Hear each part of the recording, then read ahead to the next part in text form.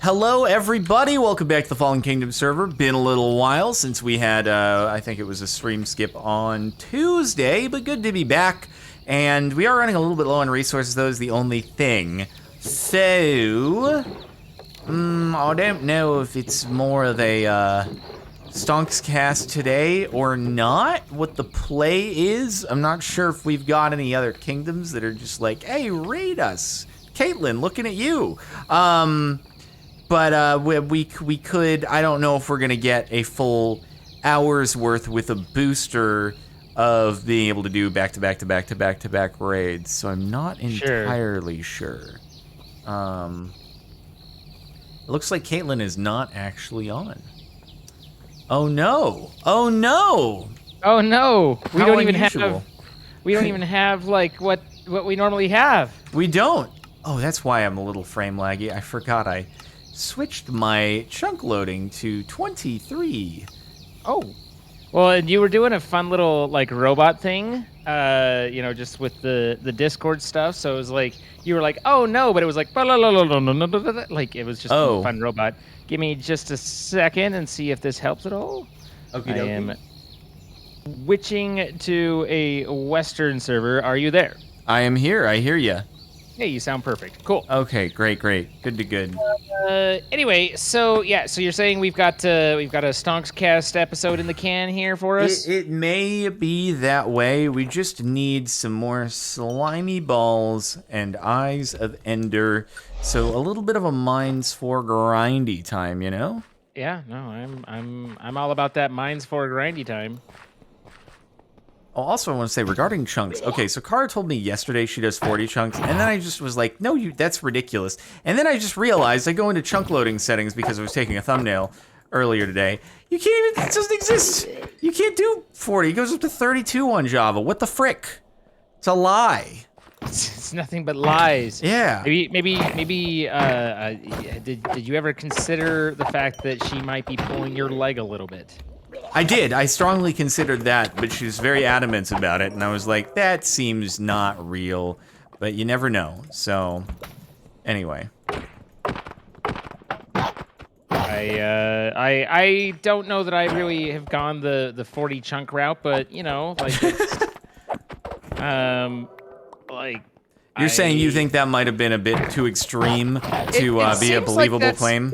I mean, I feel like there's a way to like edit like outside of the GUI. There's a way to like hand set it, and so it's possible.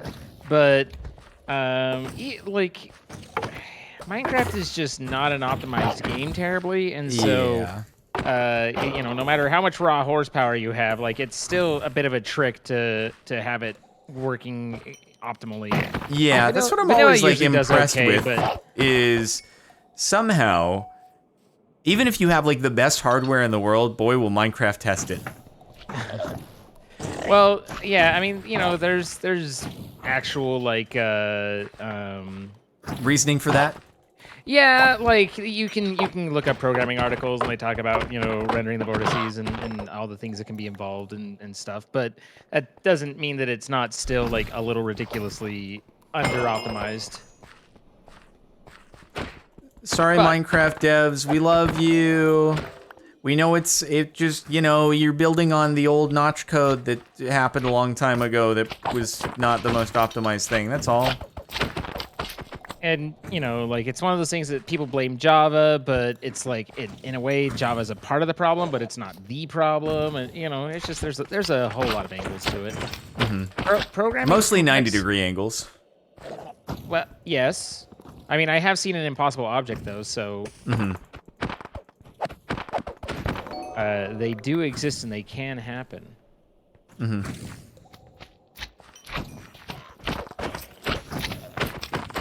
Could you program a more... Oh, frick. I'm big poison. Could you program a more efficient Minecraft? No. Oh. I never, like... I was never a fantastic programmer. I was still a senior. Like, I could look at it and understand the architecture and like map out how to do things. but my skill set wasn't in the programming itself. Like as soon as you get into like deep level algorithms and stuff like that, like you're well beyond kind of where I had good expertise. Uh-huh. What I brought to the table in most of my career was that I could speak both human and programmer, Uh-huh. and so I could translate between the two, Gotcha. Gotcha. and help communicate customer needs and translate what was legitimately possible versus what wasn't, and, Right. and you know, temper expectations, etc. Makes sense. So that was also one reason why I was in the, you know, either the lead or the manager role a lot, is just because I could actually kind of navigate both those waters. And you know, I'm sure that there's many who can, but in my experience, that was a bit of a specialized skill set, and I tried to use it to the best of my advantage. I have to imagine that for most people who begin as programmers who are, you know, doing the coding, it's kind of like if you work your way up the ladder, you eventually probably get to a spot where you are not doing as much coding yourself any Oh, longer. sure. Oh, sure. Yeah, so- I mean, I reached a point where I wasn't, you know, there's the difference between someone just popped in front of me. I'm sorry, Great. sir. Yeah. It's always very scary to see that. Yeah, no, I had moved to a point where I wasn't a working manager anymore, so I was just pure manager by the end. So, you know, working manager is basically like, hey, you know, you still need to do half the job, but we're gonna make you take care of all the other people too, for not much more money. And managers, when they're like, you know, all right, so what we want you to do is to make sure your team does stuff, and then you take all the credit. And you're like, okay, got it. So does the team not like you very much then? I mean, it's always been an ongoing joke with me, or you know, at least it was, that I was like, you know, I don't actually do work. I just take credit for other people's because I'm in management. But the reality is that you know, like keeping a group coordinated and on task and aware of the changing needs, if you're in a flexible or agile workspace, it's takes a whole lot of work there too, you know. Sure. And people skills and soft skills like that are something that are usually underestimated, in my opinion. Yeah, people are generally like, I don't like interacting with them usually, so, you know, Right. more power And- to and- you for having to interact with them and coordinate them. And full, you know, like we're talking like algorithm writing devs or even more so than you, like typically speaking. You know, again, I'm talking in stereotypes. I'm talking in general terms. There's obviously exceptions at every point. I had one of my best programmers was also an artist, and that made no sense to anybody.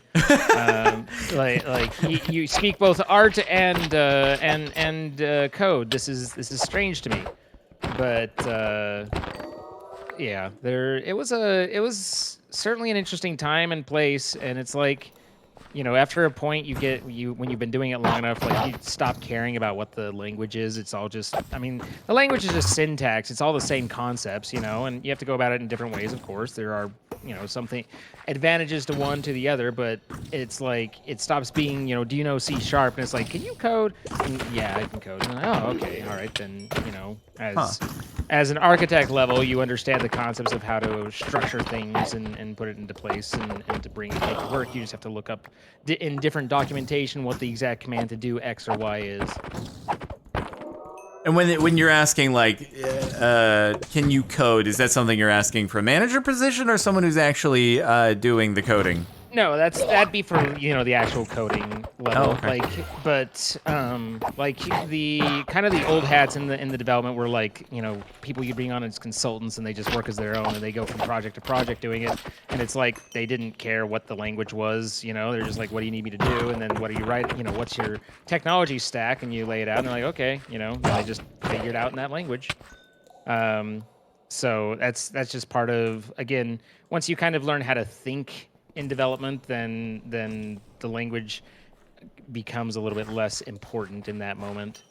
But But I mean, developers go through all sorts of different phases and stuff. I mean, as with any sort of job, you've got your old hats and your newbies, and the way they see things and approach things is very different. When you're starting out in development, you tend to try and see how smart you can make your code, like how like I got all this done in one line, and look at how efficient it is, and everything's accomplished in this one elegant you piece give up? of.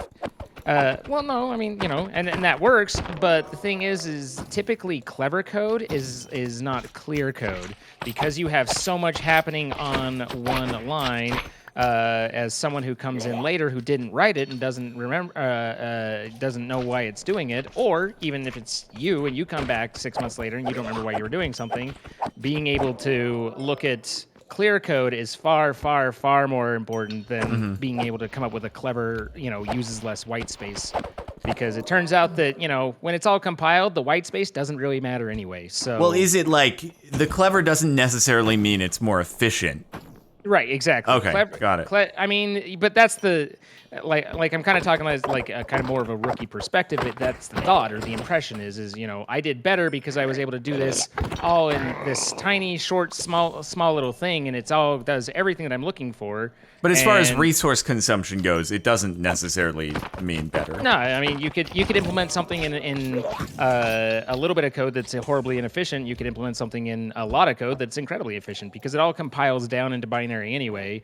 And the binary, compiling down into binary is basically like taking the words that you used and then retranslating that into a whole different instruction set that's in machine code that the CPU can read.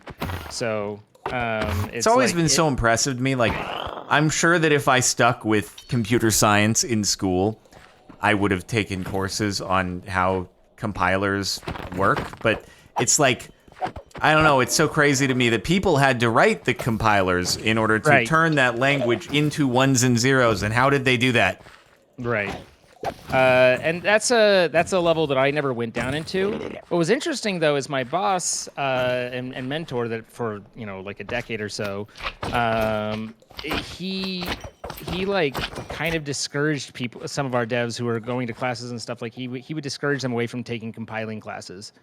And he basically he was like, look, compiling is a completely different thing from regular application development, and if you take the classes and you learn a lot about how compiling works, you can end up confusing your mental approach to things from the way you should be for the application development. So he was actually like kind of cautioned against it. I don't know enough to know whether that, I don't have the information to back that up as legitimate or reasonable or not, but I did think that was interesting. Yeah, I mean, I guess that kind of makes sense, but also it's like the people who wrote the compilers for these various languages, is it basically like doing Minecraft redstone on and offs and finding a way to like put that into words? I don't know. Like, I mean, I know it's not quite that level, but there's certainly, I mean, it's a really low level, like machine code is. I can't look at machine code and go, oh, I know what this is doing, Like, I mean, like, okay, I can see that it's setting a register in this memory here, but why? I don't know, So it's a whole other ball game, that's for sure. It's like, oh man, I just imagine, and it's probably off base, like the big calculators that people make out of redstone in Minecraft, and I'm like, oh, so is that what's going on when people are actually trying to code something or assemble a processor? Is like these tiny little ones and zeros that are at microscopic level now with our technology, but like it had to start with larger ones that then those machines could make smaller ones, and then those machines could make a smaller one and a smaller one, so on and so forth, until it got to where we are today. I love that you're speaking of it as if like literally there are ones and zeros that are getting shrunk down. Well, no, but like there are on and off like electrical switches, right, inside of processors. No, that's all the transistors are. No, and I mean, obviously at some level, every single processor has that to some extent, but all that's primarily implemented through the like the x86 instruction set. Like that's built into the processor, and the processors extend that and speed it up, but they're all doing kind of that same basic thing, and they can add extensions to it, which is where like your SSE and stuff like that is to say, hey, we can do certain things even faster on the silicon of the chip. But ultimately, they're all implementing that x86 instruction set or the ARM instruction set, or I think Apple had their own with the PowerPC stuff. Like that's at the processor level. I mean, the compiler level is taking higher level languages and putting it into the machine code, which is using those x86 instructions and then sending them to the processor. As far as I am aware, and I'm pretty sure that's close, if not correct. Again, this is when you get to that level, you are well outside of my area of expertise to where I theoretically have some idea of what I think is going on, but I am open to being wrong as well.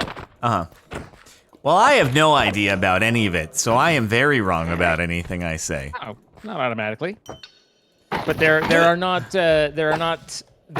literally shrinking ones and zeros, though. I can tell you that much. People didn't just write ones and zeros on a piece of paper and then like put a shrink ray onto it. Yeah, sure? now we have the faster the processor, the more the shrink ray applies.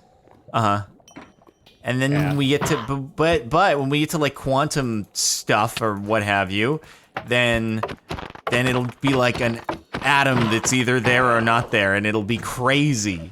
Well, and sometimes it is there and not there at the same time, so that's where it gets really tricky, right? I thought that wasn't the atom, that was like the electron position or something. I don't know. Like, the subatomic computing is well beyond me.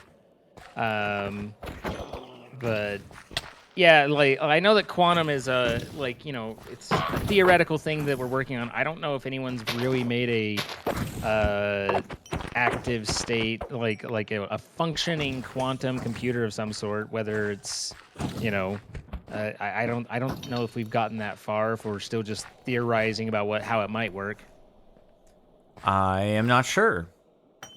But that's like the limit, right? Isn't there that's what there's like some law, I forget, some law about the size or the speed of processing that has always increased, or the size is decreased by some amount every X number of years or something, and it's held very, very true for a while. But then don't you like hit the limit once it gets to atom sized? I forget what that law is. Could have told it to you. You're quite well. Moore's law. That's what Moore's it was, law. Yeah. So Moore's has been blown away for a long time, if I recall. Like, I'm pretty sure like that kind of fell out a decade or so ago. Oh, did it? Okay. Because we just can't shrink things that much more. We are still shrinking things. Like, we're down to 7 nanometer, I think, is our smallest. But every time we shrink, we increase the delicacy of it. And then basically you have to be so precise because you can have electrical jumping and like you can't have any of the pieces connecting. I mean, just all the different things. Like, it just gets harder and harder and harder the smaller we go. But yeah, so Moore's law, we abandoned a while ago, but it very much held true for like kind of the heyday. I think it was basically around the race to the gigahertz and the Pentium 4 Athlon XP. I think was when that kind of started falling on its face. But like it was definitely a thing for a long time, and it just kind of looked at it and said, hey, we can do this, but we have a lot of room for improvement. Where now we're like, it's. I did not hear a word of what you just said in that super high-pitched voice, but I assume it was something about being teeny tiny. Yeah, that's exactly what it was, yes. Okay, cool. Glad we could understand each other. Or also, sorry if people watching this are like, I'm going elsewhere. Listen, sometimes you gotta get some interesting conversation ever. Do you want stonks? Wow. Then they're gonna be like, no, stonks also boring. Wow, I've been trying to explain my I find it interesting. And you're like, wow, the viewers must be bored out of their I find mind. it interesting. I just am like, usually, here's the thing. There's an inverse relationship, I think, in many cases between what I find interesting, what I have a conversation on, and what actually probably the audience out there is interested in hearing about. So, That's my assumption is always, okay, if it's something I think is interesting and I'd actually like ask questions about it, people watching are probably like, nah. So that applies to like cars and stonks and this sort of thing. Just all things that, like, if I were to make a podcast and it was something that I was aiming to like grow and build into some big thing that a lot of people watched, they're the things that I would not want to focus the podcast on. If I were to start a podcast, what I would need to do is to have someone else pick the topics. Yes. I basically need to inverse myself and pick things that I am not interested in, because that'll be better for the general viewership and audience retention. I see.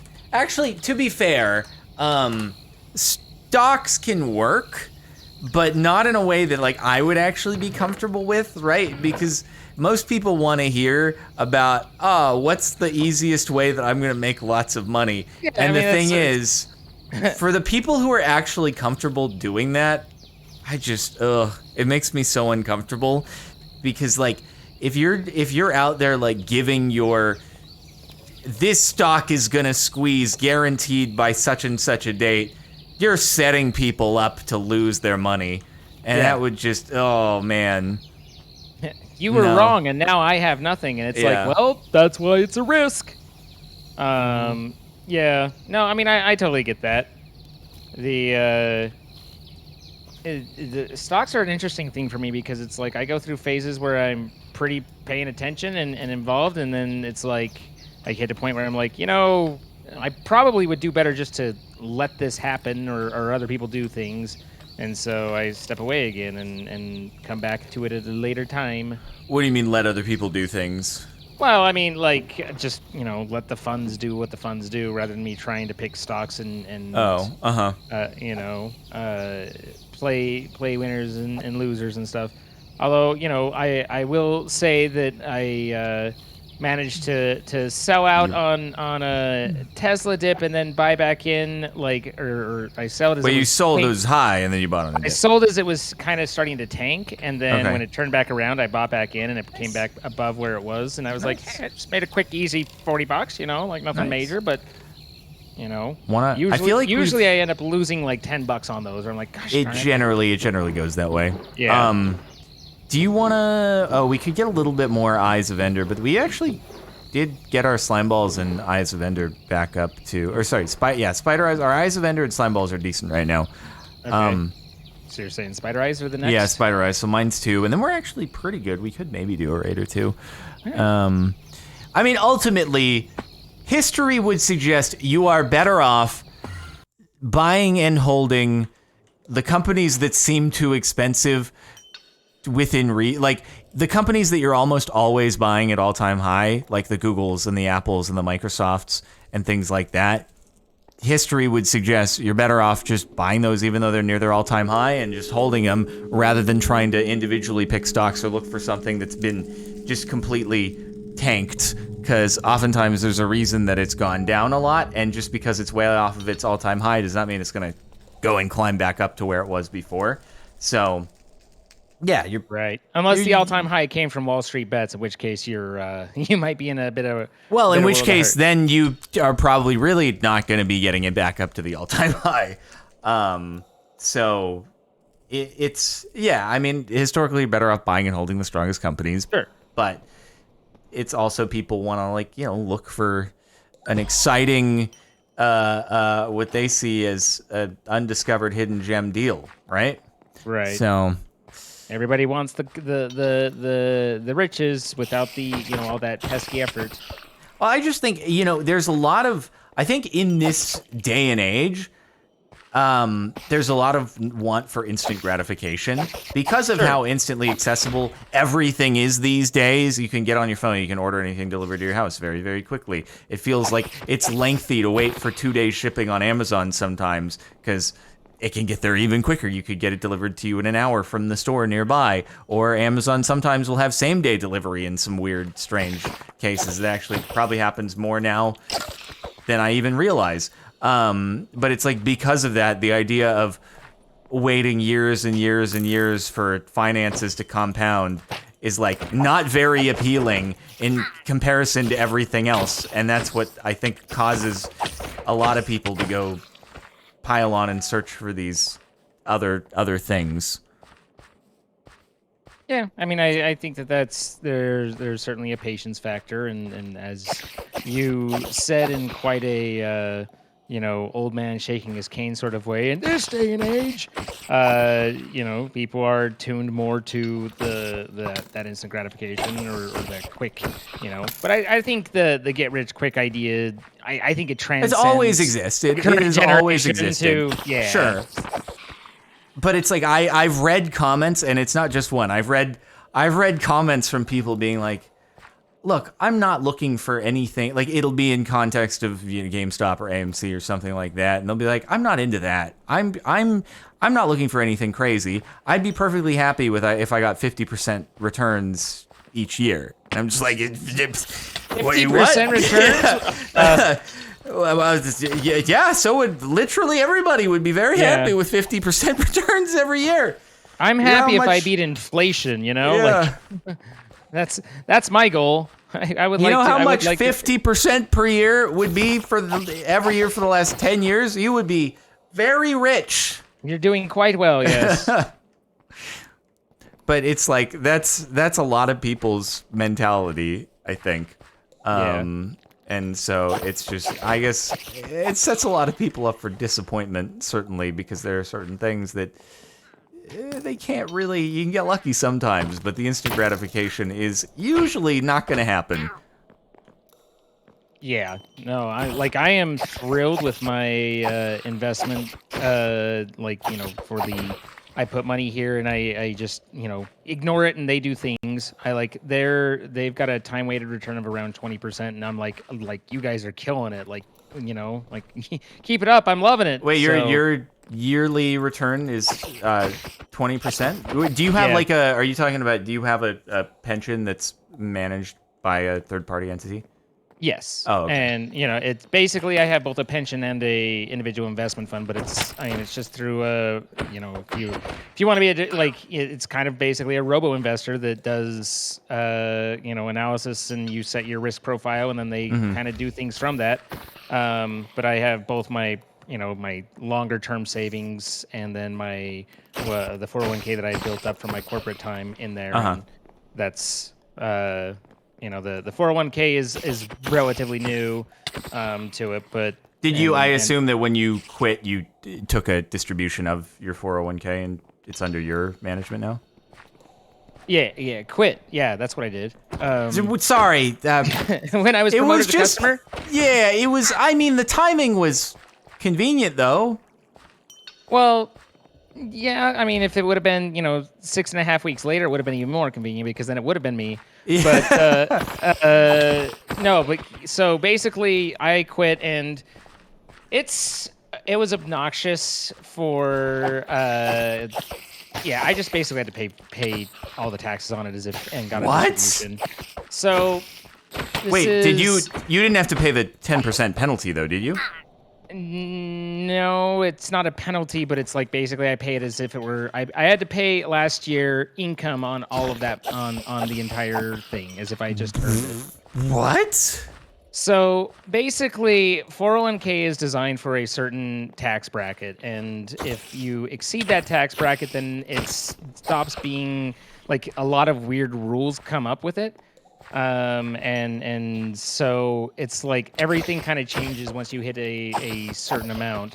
And so the company sets up what's called a rabbi fund, and I'm not entirely sure why they call it that, but that's what it's called. And they can do it in a way that it's like, it's tax deferred as if it were a 401k. It doesn't have the same restrictions on it that the 401ks do with your income bracket and stuff like that. But the drawbacks are the only way you get the tax benefit is if you are with that company when you hit retirement age. Like it's something to do with basically there's no rollover. It's like, and it's because it's the company keeping it in a private form or something. Again, I don't know all the details. You'd have to talk to a CPA and get all that. But basically, because I left the company before retirement age, they just pay it out to me in a distribution. Oh God. Okay, but you don't get a penalty at least. Like for mine, for my pension plan, like if I wanted to access the money right now, I'd have to pay income tax plus 10% on it. Yeah, no, there was no penalty. Okay.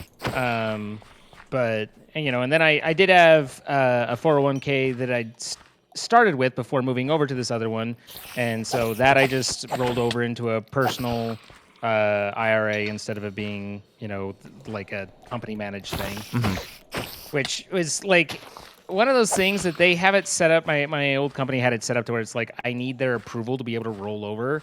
And so it's like I had to contact my company and get them to let me have my money. It was like this is obnoxious, but I mean they didn't. They were just like okay and just approved it, but it was still kind of obnoxious that I had to go and ask them to let me please, can I have control of the money I made, But at any rate, it was all a really weird, obscure like loophole, or at least pit that I fell down into with how all the rabbi fund stuff worked. The other really crappy thing about it is that in a 401k that is your asset, that is your money. If the company goes under, then that none of that is available to the creditors or debtors or however you want to look at it, pursuing restitution. But with the rabbi funds, part of the deal is that it's still considered a company asset. And so if the company did go under, then there's a possibility, although typically the judges don't allow for it, but there is a possibility that they might be absorbed into the paying off the debtors and bankruptcy sort of thing. Oh, so that would be never was a big fan of that either. Huh. But really, I wasn't a big fan of any of it. But it just comes down to at a certain point, 401k isn't intended for certain income levels. Interesting. I thought you just for any like personal retirement, you're capped at like 7,000 per year. I'm pretty sure, and then if you're over a certain tax bracket, you can't do your Roth. So something like that. But I don't know. I have a pension plan manager. I know that's like on my 401k, I was able to. I think basically what it is the companies typically offer a match, right? Like, and ideally it's you put in 3% of your salary and they'll match 3% of your salary or something, and then it'll vest after a certain amount of time. And I think at a certain point, basically the amount that you were to put in at your certain percentage exceeds what your maximum donation would be for the year. And so to continue to give you the option to do the match and for them to set that up, they move to this other type of fund. Got it. That's fairly wild speculation, but I'm guessing that's kind of why it's structured that way. Okay. But there's definitely a cap, and I think it was 6,000 this year, but it changes yearly, of how much you can donate to your IRA or your 401k and whatnot. And so I've made that distribution to my IRA, and will next year, we'll get back on it. But there's certainly, it's not as clean as just, if it's this, then this, and do this and this. Like, there's always tax loopholes and laws and gotchas that, that's why CPAs exist. Yeah, I wish I could talk to mine. I've been trying to reach him for over 2 weeks, and I don't know what's happening. Yeah, it's never happened before, but he's gone ghost. And I'm like, I have estimated payments due on the 15th, and I don't know what to do. So, See, I mean, that's another thing that I just don't know or understand or get or whatever. Is I've mentioned multiple times to my CPA, like, hey, do we need to do the quarterly payments thing to avoid penalty? And he's like, no, you don't And wait, he doesn't tell you to do quarterlies? No, I don't know why. Like, I don't. He's like, no, you don't need to do quarterlies, and I don't know the like. Most of what I know is like, hey, you're a business and you should be doing quarterly and stuff. But something about where I am or how I land, or either that or he's just bad at what he does. But I've never been charged or anything. Like it just. He's like, I don't know enough to be able to say for sure, but I do. I think that as long as you have 90% of your taxes paid before January 15th, you're okay. I think. But also, Yeah. I feel like I might have gotten penalized before because I didn't pay enough in one of my estimates, so that doesn't completely line up. So, Yeah. I don't really know, and it's something that I plan on asking again when we look over stuff.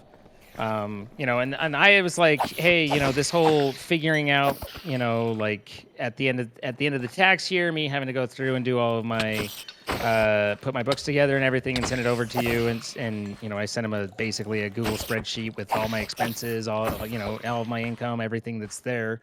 And I'm like, you know, it'd be really cool if, like, you know, I could pay you to do this. And he's like, sure, we can do that. And he's like, you know, do you want to do it monthly? Do you want to do it quarterly? Do you want to do it bi-yearly or just once a year? And I'm like, well, I mean, you know, what do you recommend? And he's like, it really depends on how you run your business. You know, if you feel like you need to know where things are at a month-to-month level, then we can do that. But that's going to cost you more. He's like, you know, the less you have us do the books, the cheaper it is, because then we can just open it up, go through everything, and do it all in one fell swoop instead of like returning to it, reorienting, and all that.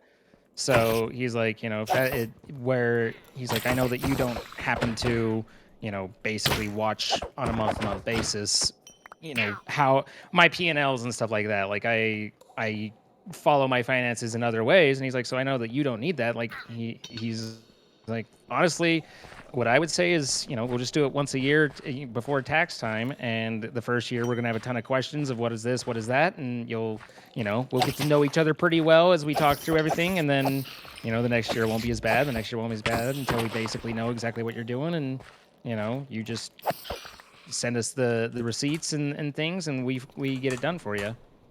So, but Cool, again, cool.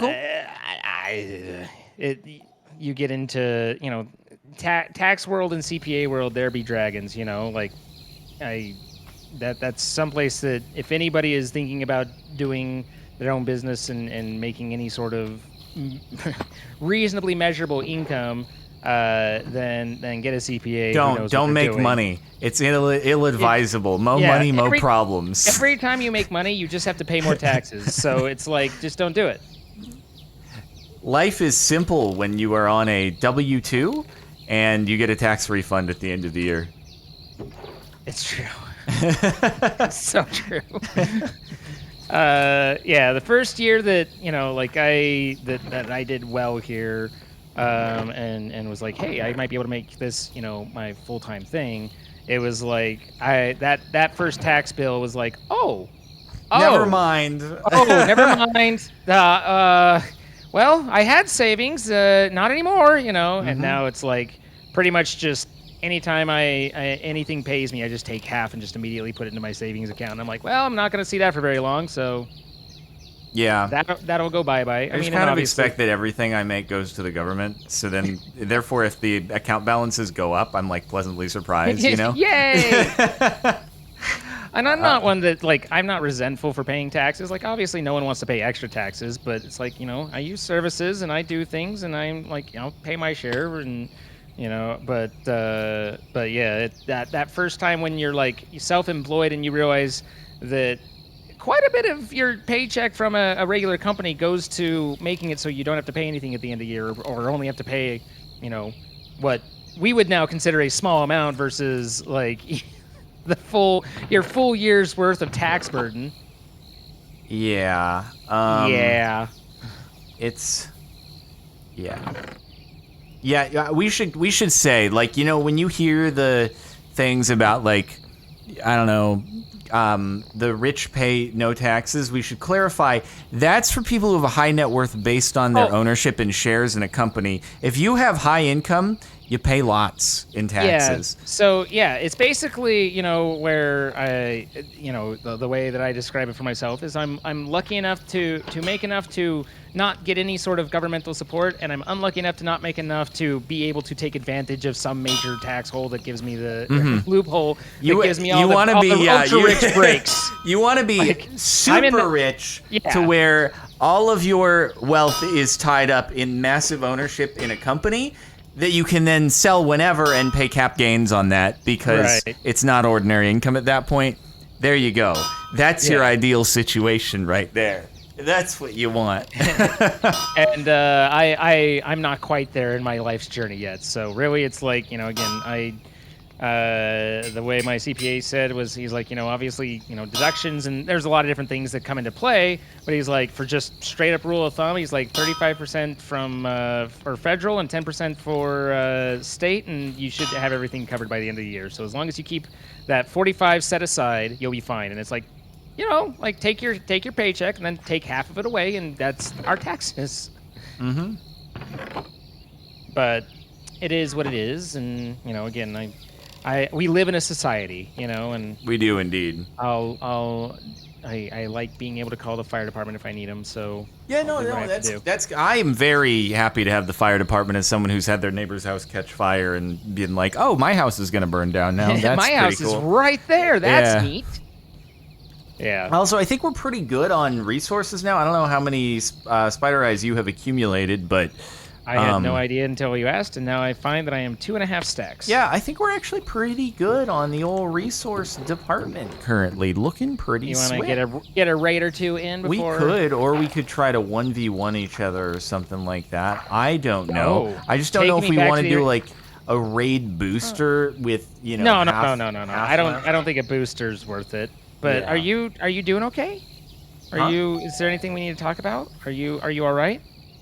What happened? I mean, it's just usually when you want to 1v1 me, it's because you're looking to raise your self-esteem in some way and utterly crush me and feel better about yourself. So I'm just wondering, are you okay? No. But actually, yes. Actually, I'm great because like all the stress. Well, I think I mentioned this already, but like all the stressful stuff that I had been doing with like a bunch of sponsored stuff happening, like that's Oh, all. yeah, yeah. It's all done. Oh, you and got it all done. actually, Nice. my digestion has been slightly better and improving over the last couple days, and so maybe it's coincidental, but it seems like actually the stress reduction has allowed my intestine to untangle itself a little bit, at least. To untangle itself. Yeah, it was probably just like really tangled up and then knotted itself a little bit, and then it was like, oh, bathroom time's not fun. So, yeah. But I'm just looking to hopefully make my schedule like emptier and emptier outside of times that I'm gonna record or stream. Basically, ideally, fill the schedule up with streams and recordings and paying estimated taxes if I ever am able to get in contact with my accountant. But I'm really at the point with that where I'm actually gonna have to like call other people and be like, have you talked to him? Like, did Like, something? There's part. My did he mind is like, well, no, because I called the office the other day and I was like, is he in? I've been trying to reach him for 2 weeks. I've called, I've emailed, left messages. I really don't know what's going on. And the person at the front desk was like, I think he's in on another call. And I'm like, has the call lasted 2 weeks? Yeah, like What is happening? So I'm no, but my mind is like wandering and racing and like, is the IRS like suing me or something and he's not allowed to talk to me or comment on something and like is there an issue there? Like, am I being audited and he's not allowed to talk to me? Is there something I don't know? I'm panicking. What's happening? You What's sound going like on? You sound Oh like God! you're panicking a little bit, Yeah. like, dial it back. Keep your head. But yeah, no, I get that. I certainly wouldn't feel comfortable if mine wasn't accessible when I needed him to be. I actually, he tends to, this is weird, but he charges me at a discounted rate. Okay. Because I just always make sure that it's like whatever I take to him isn't pressing unless it absolutely is. And so he's like, honestly, like, the fact that you're willing to be flexible with your questions and things that you come up through the year and work with me, he's like, that's invaluable. And so he'll, we'll have an hour call and he'll bill me for 15 minutes kind of thing. And because That's nice. told him, I was like, he's like, do we need to talk right now? And, or can I wait a couple days until my schedule clears up? And I'm like, sure, a couple days is fine. And then, so he just is always, he genuinely expresses appreciation in both, verbally and financially. I talk to my accountant a lot. Maybe he just like doesn't like how much we talk. I need space. I need space, maybe bro. that's it. He's like, It's okay, not, we've it's been not talking me, way. it's you. Because that's what happened. We were talking a lot, and maybe he was like, okay, that's enough of that. I need a break. Like, there's only so much Man, I suspect not, but you know, like maybe. I don't know. Oh, I don't know how the boy. conversations go. Mine is like, hey, I put in a really expensive solar system. Can I get that discounted? But I know that's for the next tax season. You're busy, so whenever. And you know, he's like, yeah, we'll talk about that next year. Like, okay, no problem, man. Yeah. Oh, we might need more emeralds. I have a 51 on me right now. I know. I saw them go down in the chest, so I know you took some. We still need I have more. no hat. We still need more. Hat. Yeah. Oh, you made a hat? Yeah, my hat's the lowest too. And my boots are almost done too. Yeah, we're gonna need some more emeralds. I didn't realize we were lacking there. We're gonna need a bigger boat. Yeah, anyway, I'm concerned. I'm like, what if the government is coming and I don't know and he knows something and something bad has happened. To be clear, I've done everything I've ever been asked for tax-wise, okay? I have never done nothing wrong. Or never done anything wrong. Never done nothing wrong with me. I have done something wrong. You're still paranoid about having done something Dude, wrong. I'm so paranoid that cause I get letters from the IRS about like such and such payroll didn't go through. You owed some penalty or some like silly stuff that's not even my fault because it was the payroll company, right? And so I'm just paranoid that due to like some mistake of theirs, they're gonna be like, actually you owe $10 million, and I'm gonna be like, what? Well, I'm gonna have to. I mean, I'll have to cancel my next car buy. That's terrible. Yeah, but I just see. It's on one hand, it is incredibly impressive that if you underpay by like $5, probably, I bet they would notice it and come after you.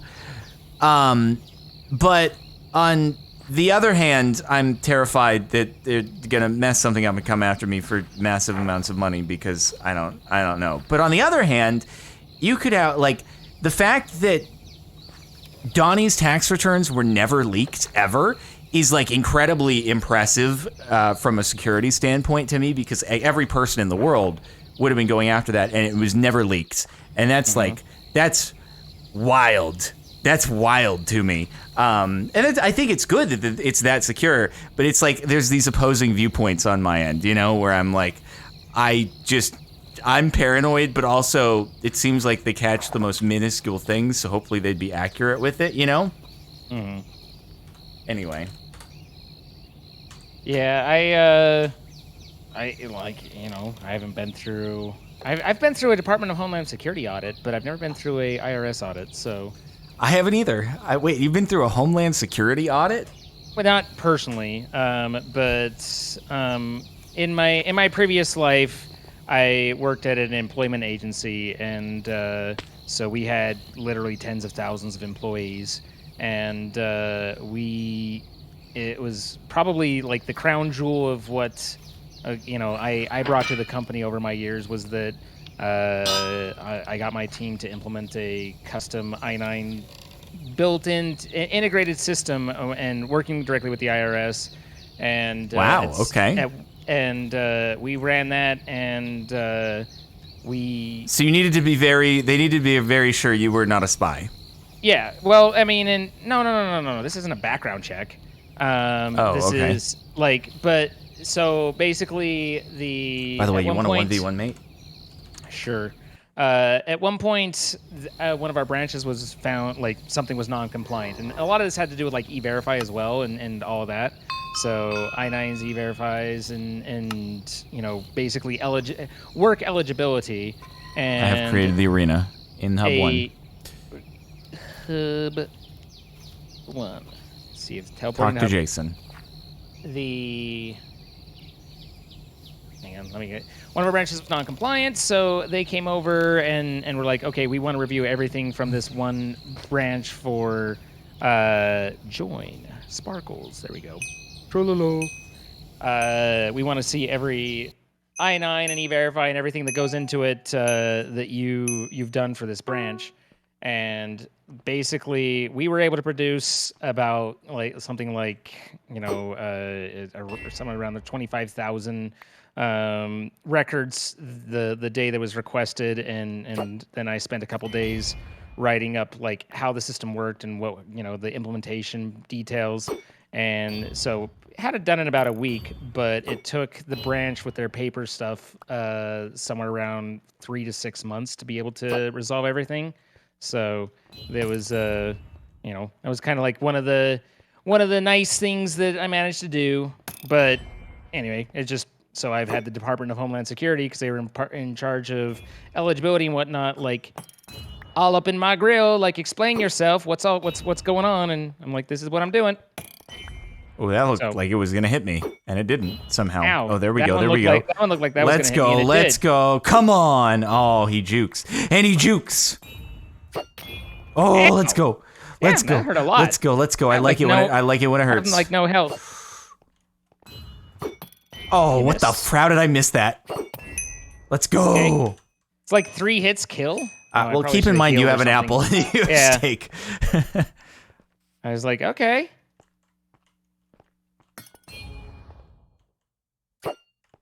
Oh man. Aw, man. Did you see what Igor tweeted on the 10th anniversary?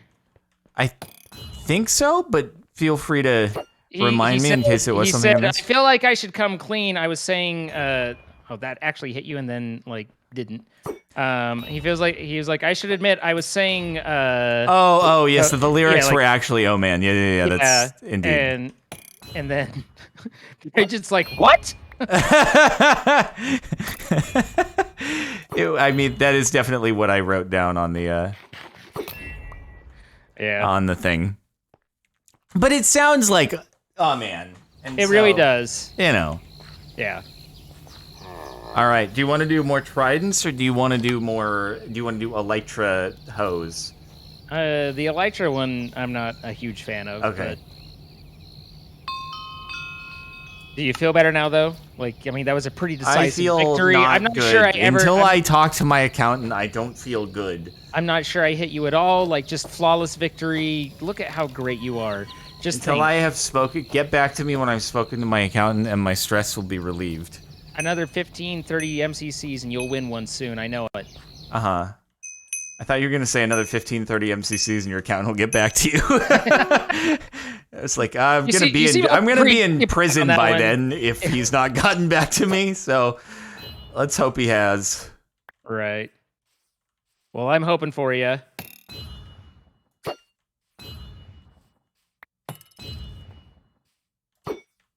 Oh, yeah, let's go.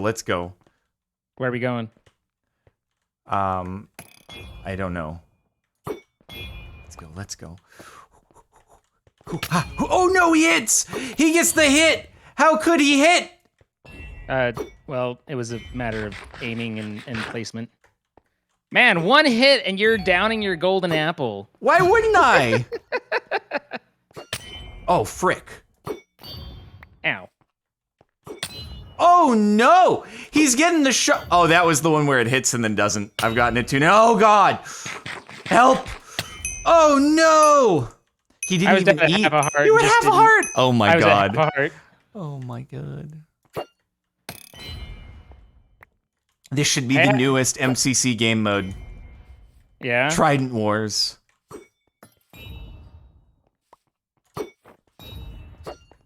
Whoo. Get back to me, Trident. It's circling me. Help! That was convenient. Yeah, Ow. It was. That wasn't so much. Oh no, he gets the shot predict. Mm-hmm. Oh, frick. Oh no! I really thought that was gonna be the one. Whew, that was close. But not close enough. Oh! What's interesting is it's like you catch it and then you stop for a second. Yep. Frick. What? That was in your freaking face. In your frickin' face. Oh, that was over your head. Yeet! Oh, that was... I just panicked at my own trident coming at me. Dang it. Ah! I'm getting so many of those instances you were talking about where it like looks like it's actually hitting you, but then it does not. Oh, frick me. Oh no! It's not good. It's not ideal. It's quite poor. Quite poor. I must seek cover. Okay.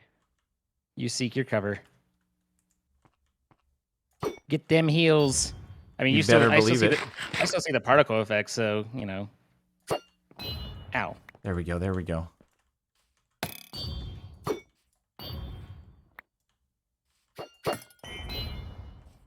Go for the little hippity hop. Yeah, dude. Jump shots. Oh!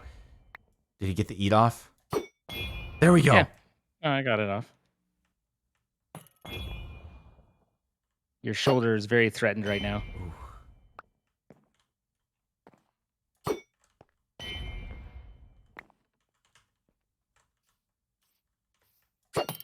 Frick! Oh no! He's getting aggressive. He's getting aggressive! What? What?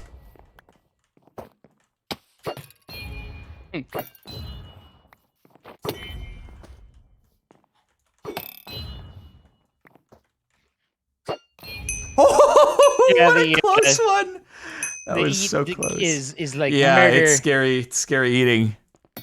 What a I round! mean, I basically just wanted to, you know, get you from hiding like a little pansy behind the tree. Wow! He is insulting of the strategery. Wait, no, that's right. I mean, I hope you're feeling good. That wasn't a bad throw. I mean, No, it it was was a pretty great throw close. because it didn't hit, but I swear to God, that one like hit your trident. No, that's happened to me several times. Sometimes it really does look like it's gonna hit, but Okay, that was a bad throw. It's like, yeah, nope, that was just bad.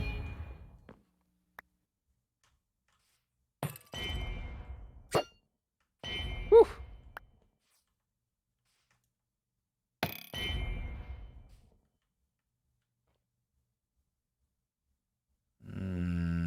Game of Crouch. Oh, frick! He got me. Oh, frick. Man, this is some serious competition here, dude. No, I'm like sweating bullets, leaning in, full gamer face. Yeah. Can't I can tell. just 100% committed.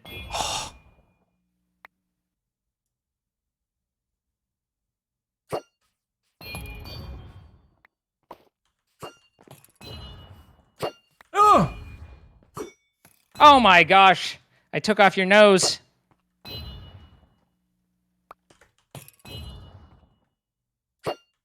Come on.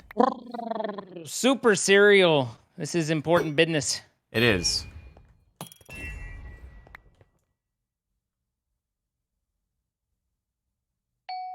Ding. Hey, our pig's fully grown though.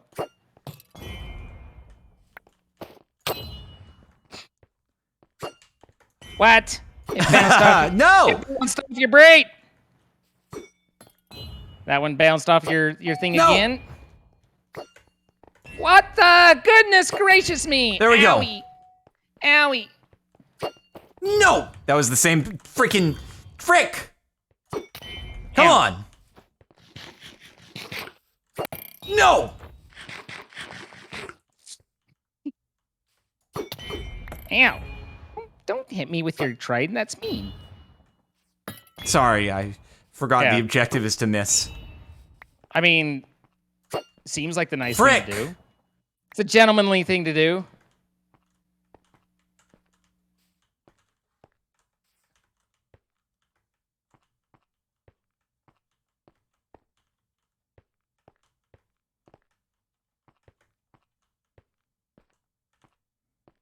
What you doing?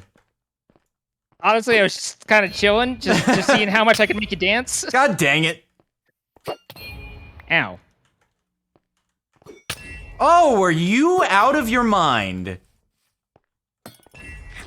I am, in fact, out of my mind. I have next to no health, near death. What the health? Oh, that was almost a Hail Mary right into your Achilles tendon. Whew, that was close.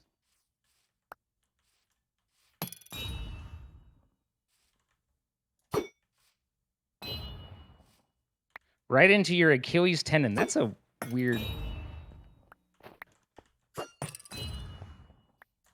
Frick. I mean, you really only need one hit, right? Yeah, pretty much. I mean, I don't know. What's your health? 1/2 a heart. It's been that way for a while. Oh, really? Oh yeah. That's all you got. Ah! Just finish him. I'm trying. I'm trying. What? At what? If he comes back on this one, it's going to be really, really I have embarrassing. no idea what your health is, so Not a half a heart. good. Oh my god, I'm choking so hard. There we go. Nice. There you go. Finally. GG, GG. That was intense, bro. That was mega intense. Good. Good. Intense? Intense. It was the intensest we've ever intensed. Oh my goodness. Well, we have all had right, an hour. Yeah. So next time we should be all geared up and ready to do a full set of raids. I believe that's some, the case. Get some good stuff, and hopefully people have enjoyed the podcast and the conversation. Certainly, my throwing an epic PvP skills, of course. But are you ready to do the wind down? Yes, indeed. Go right ahead. All right. Well, as we've said before, we want to thank our sponsor, MC Pro Hosting, providing the server. No, oh my God, I'm in default mode. Excuse me. We would like to thank our sponsor, Fallen Kingdom, and Captain Sparkles, who are providing the server, but have invited us to join and play. You guys can come and play with us at play.fallenkingdom.co. Be sure to join with a Java 1.14 on up client and build up a kingdom. Get to Castle Level 3. Give us all your gold. You know, the usual things that we appreciate and ask of you. But you could also have some fun, make some friends, and enjoy the awesome community along the way. We also would like to thank our series sponsor, our ongoing sponsor, MC Pro Hosting. If you're not playing Fallen Kingdom, then play with your friends using one of their servers. You can get a link to inside of our descriptions to save 25% off on your first month, or use our codes, and then that will also go to help and support us, and everybody wins, and we appreciate that.